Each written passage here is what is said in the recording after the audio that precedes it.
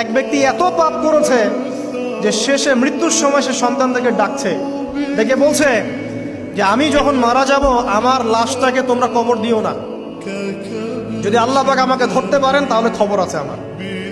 কি করতে হবে? সে বলছে যে আমার দেহটাকে তোমরা পুড়িয়ে ফেলবে এবং পুড়িয়ে ফেলার পরে ছাইগুলোকে একত্রিত করবা, করে অর্ধেক ছাই সমুদ্রে ভাসিয়ে দিবা, অর্ধেক ছাই বাতাসে উড়িয়ে দিবা। সন্তানরা তাই করলো। মৃত্যুর পর আল্লাহ পাক এই সমুদ্র এবং জমিনকে বাতাসকে আদেশ করলেন যে তোমরা ছাই জড়ো করে দাও। আর মানুষ আর জিন আল্লাহর কথা না শুনলেও এই প্রকৃতি আল্লাহ পাকের কথা শোনে। তো প্রকৃতিকে আল্লাহ পাক আদেশ করলেন এই সমুদ্র ছাই জড়ো করো, এই বাতাস ছাই জড়ো করো। তারা ছাই জড়ো করে দিল। এই ব্যক্তিকে বলা হচ্ছে তুমি জীবিত করে, আল্লাহ পাক বলছেন তুমি যে এই কাজটা করেছিলে, লিমা ফাআলতা হাদা, তুমি এই কাজটা কেন করেছো?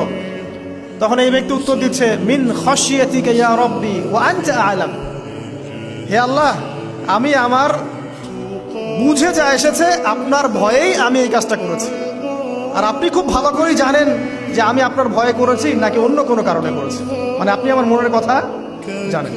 আল্লাহ পাক তাকে মাফ করে দেবেন।